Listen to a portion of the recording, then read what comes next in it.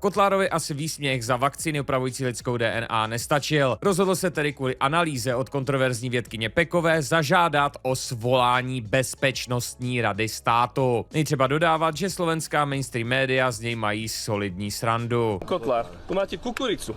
Donesli sme vám, aby ste mali o čom rozprávať. Nech sa páči. Nie, ja som ten, ktorý bude mať o čom rozprávať. Rozprávali ste sa o kukurici s pánom premiérom? Idete zo Slovenska banánovú republiku, akože vám nie je hanba naozaj.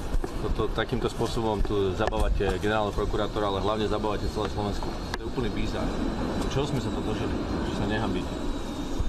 Pán Kotlár, čo je pre vás tá červená čiara, kedy odstúpite? Hovorili ste sa, že sa prípadne zdáte funkcie.